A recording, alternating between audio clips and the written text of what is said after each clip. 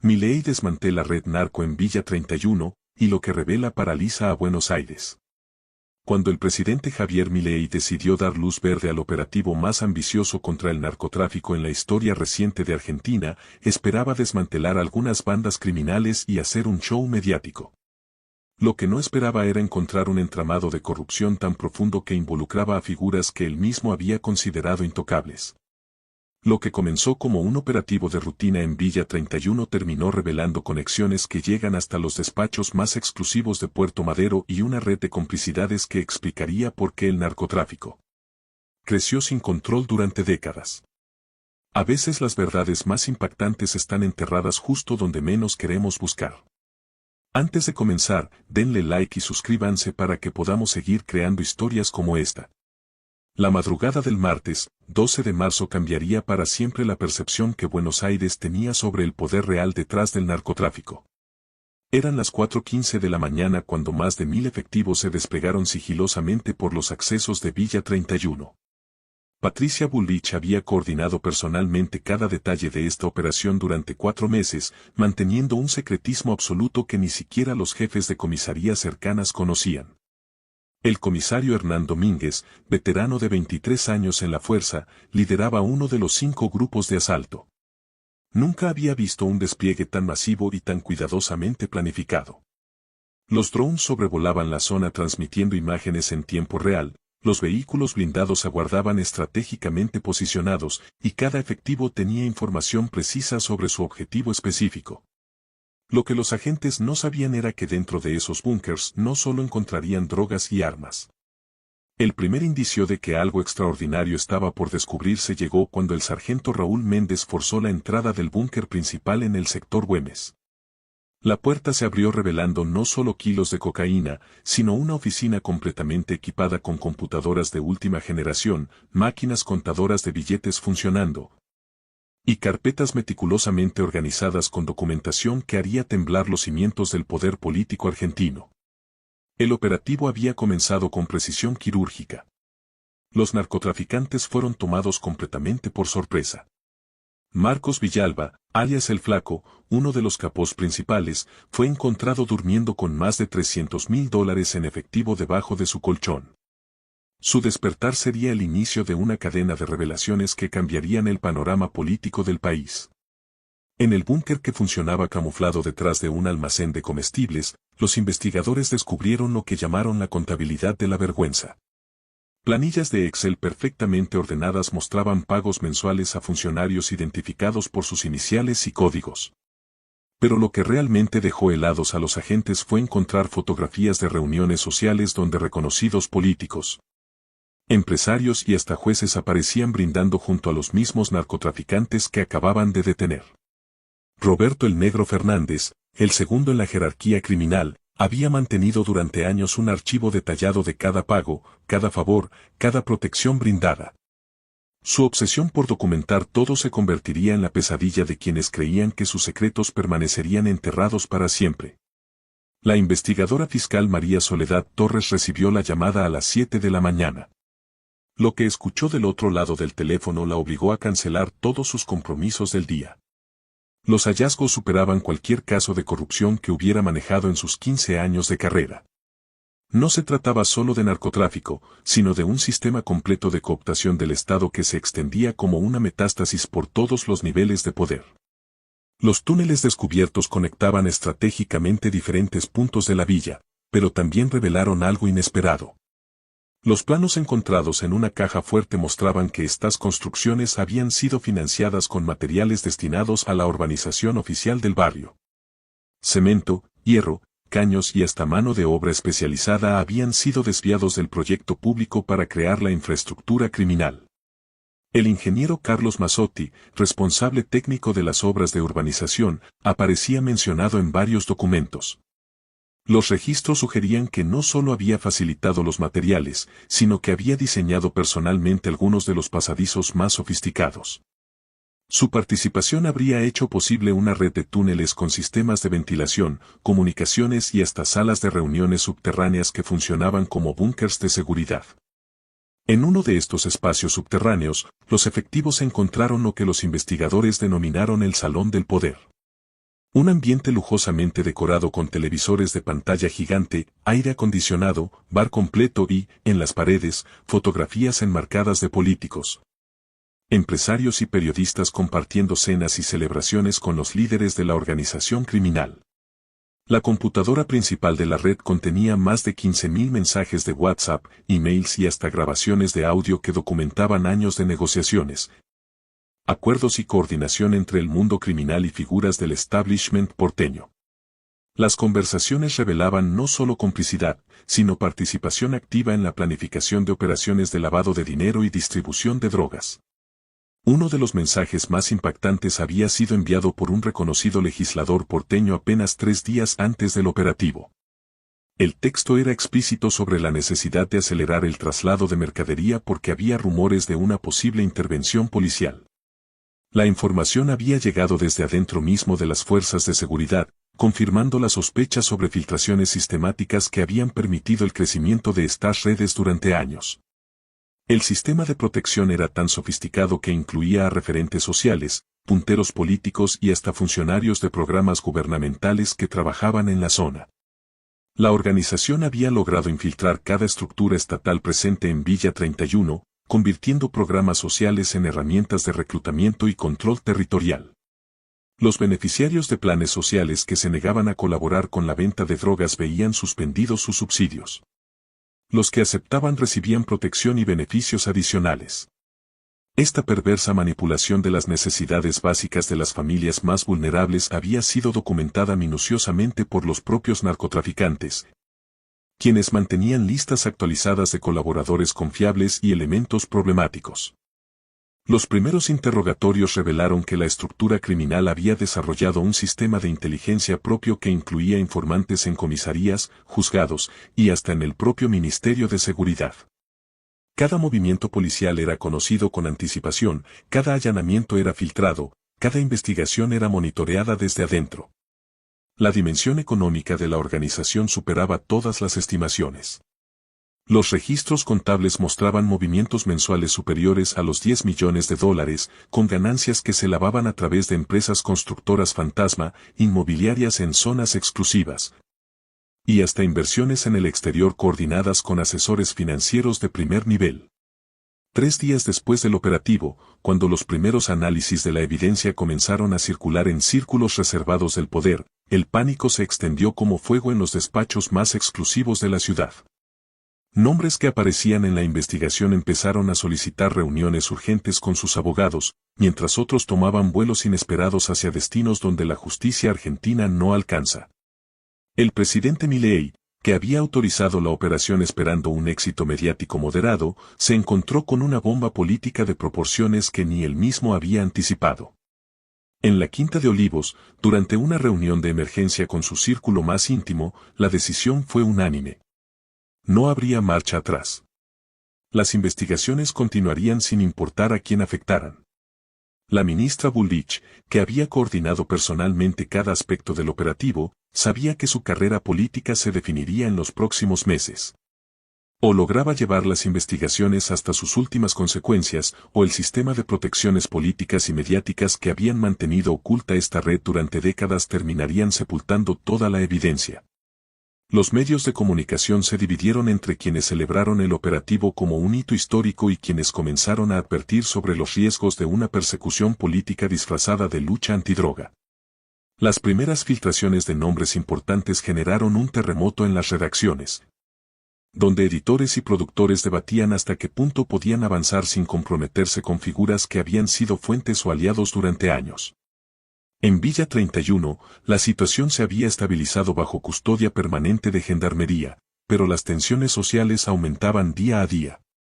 Los vecinos honestos, que representaban la gran mayoría de los habitantes, vivían entre el alivio de ver desmanteladas las bandas criminales y el temor de ser estigmatizados como cómplices por vivir en el mismo territorio. Rosa Mamani, que había trabajado durante 25 años como empleada doméstica en Barrio Norte y vivía en Villa 31 desde hace 3 décadas, expresaba el sentimiento de muchos vecinos. La seguridad había mejorado notablemente, los enfrentamientos nocturnos habían cesado, pero ahora enfrentaba miradas suspicaces cuando mencionaba su lugar de residencia en su trabajo. Los dirigentes sociales que habían mantenido distancia de las actividades criminales se encontraron bajo sospecha, mientras que aquellos que habían colaborado con las redes comenzaron a desaparecer del territorio. El vacío de liderazgo social generaba incertidumbre sobre el futuro de los programas comunitarios y la organización vecinal. Los primeros arrestos de funcionarios comenzaron la segunda semana después del operativo. El comisario inspector Jorge Salinas, con 28 años de carrera en la Policía Federal y considerado una figura intachable, fue detenido en su domicilio de San Isidro cuando los investigadores confirmaron que había recibido pagos mensuales de $15,000 durante los últimos 4 años. Su detención generó un impacto devastador en la fuerza policial. Si alguien con la reputación y trayectoria de Salinas había caído en las redes del narcotráfico, nadie estaba a salvo de la sospecha.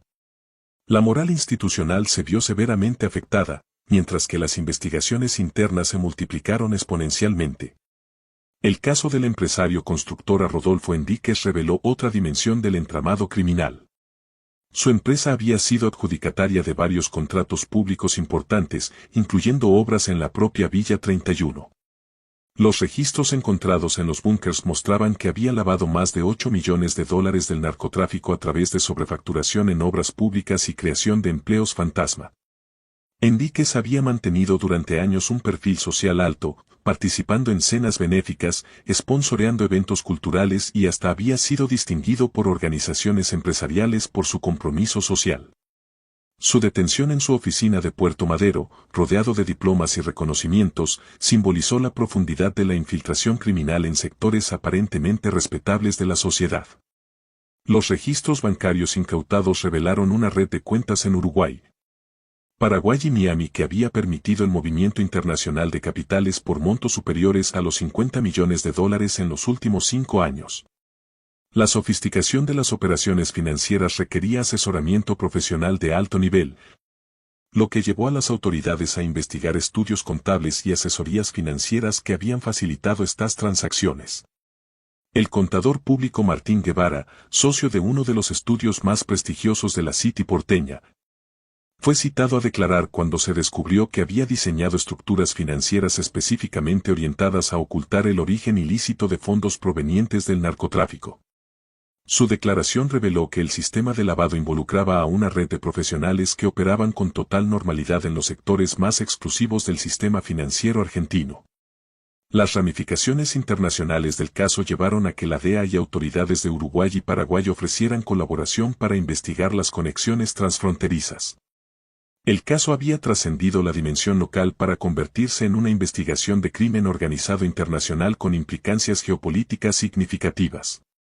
3 semanas después del operativo, cuando la primera ronda de detenciones había conmocionado al establishment porteño, llegó la revelación más impactante. Los investigadores descubrieron que la organización criminal había mantenido durante años un archivo de videos y fotografías comprometedoras de figuras públicas, material que utilizaban como garantía de protección y medio de extorsión. El archivo incluía grabaciones de reuniones privadas donde se discutían operaciones ilegales, fotografías de políticos en situaciones comprometedoras en fiestas privadas, y hasta videos de funcionarios recibiendo sobornos directamente de manos de los narcotraficantes. Este material había funcionado como un seguro de vida para la organización. Cuando algún funcionario amenazaba con cortar la protección o cuando las investigaciones se acercaban peligrosamente, bastaba con enviar una fotografía o un video para que las presiones cesaran inmediatamente. La existencia de este archivo explicaba por qué las investigaciones anteriores sobre narcotráfico en Villa 31 habían sido sistemáticamente saboteadas o desviadas. No se trataba solo de corrupción económica, sino de un sistema de extorsión que había paralizado la acción de la justicia durante años. El juez federal Marcelo Canicova Corral, a cargo de la investigación principal, declaró que el material encontrado constituía la evidencia más comprometedora que había manejado en sus 20 años de carrera judicial. Las implicaciones legales y políticas del caso superaban cualquier precedente en la historia judicial argentina.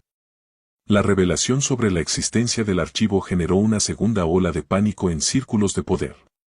Figuras que creían que su participación en las redes criminales había quedado en el pasado descubrieron que existía evidencia documental que podía destruir sus carreras y enviarlos a prisión. Los primeros intentos de intimidación a testigos y fiscales comenzaron la cuarta semana de investigación. El fiscal adjunto Carlos Pinto recibió amenazas anónimas por teléfono, mientras que la investigadora Torres encontró su automóvil con las ruedas pinchadas en el estacionamiento del juzgado. Estas intimidaciones confirmaron que las redes criminales mantenían capacidad operativa a pesar de los arrestos y que existían sectores dispuestos a todo para evitar que las investigaciones avanzaran. El Ministerio de Seguridad reforzó la custodia de fiscales, jueces e investigadores involucrados en el caso. La presión mediática también se intensificó. Algunos medios comenzaron a cuestionar la legitimidad del operativo, sugiriendo que se trataba de una persecución política disfrazada de lucha antidroga. Periodistas que habían mantenido relaciones cercanas con figuras ahora investigadas iniciaron campañas para desacreditar la evidencia y proteger a sus fuentes. Sin embargo, la solidez de la documentación encontrada y la cantidad de pruebas físicas hacían muy difícil negar la veracidad de las acusaciones. Los intentos de minimizar el impacto del caso solo lograron generar mayor interés público y reforzar la percepción de que existían sectores poderosos tratando de ocultar la verdad. El presidente Milei, que había visto dispararse su popularidad tras el operativo, enfrentaba ahora el desafío de mantener las investigaciones sin que éstas afectaran la gobernabilidad. Las presiones desde sectores empresariales, mediáticos y políticos se intensificaban día a día, mientras que la opinión pública demandaba que se llegara hasta las últimas consecuencias. En una reunión reservada en Casa Rosada, el presidente recibió el consejo de algunos de sus asesores más cercanos de moderar el alcance de las investigaciones para evitar una crisis institucional mayor.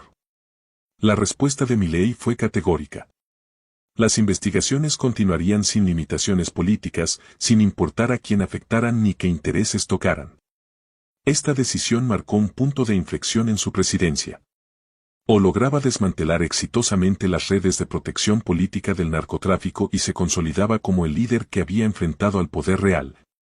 O las fuerzas que protegían el sistema de corrupción terminarían debilitando su gobierno hasta hacerlo inviable. Los siguientes meses definirían no solo el futuro de las investigaciones, sino el destino político de una generación completa de dirigentes argentinos. Villa 31 había dejado de ser solo un barrio problemático para convertirse en el símbolo de una batalla entre el Estado de Derecho y las mafias que habían colonizado las instituciones públicas. La historia estaba apenas comenzando. Los túneles habían sido cerrados, los búnkers desmantelados, los capós detenidos.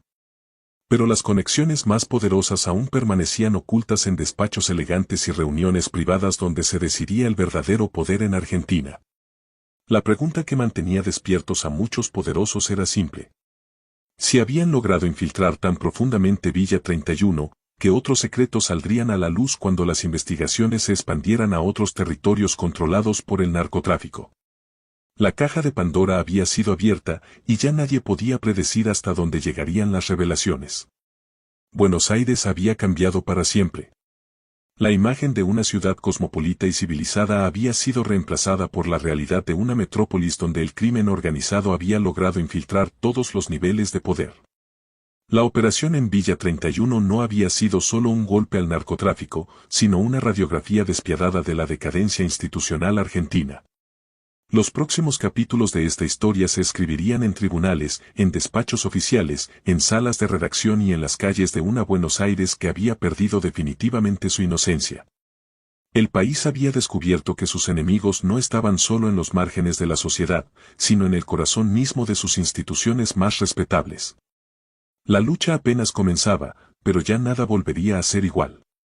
La Argentina había mirado al espejo y no le había gustado lo que encontró. Ahora tocaba decidir si tenía el coraje necesario para cambiar o si prefería seguir viviendo en la mentira que había mantenido durante décadas. Y así llegamos al final de esta historia. Quiero agradecerte de corazón por acompañarme hasta aquí, por dedicar tu tiempo y atención a este contenido. Cada like, cada comentario y cada suscripción significan mucho para mí y son el motor que me impulsa a seguir creando. Si te gustó este video, no olvides darle like, suscribirte si aún no lo has hecho y activar la campanita para no perderte ningún contenido nuevo. Tu apoyo es invaluable. Antes de despedirme, quiero recordarte que detrás de cada video hay horas de trabajo, pasión y dedicación. Así que, si este contenido te gustó, compártelo con alguien más y ayúdame a llegar a más personas. Gracias nuevamente por estar aquí, por ser parte de esta comunidad. Nos vemos en el próximo video.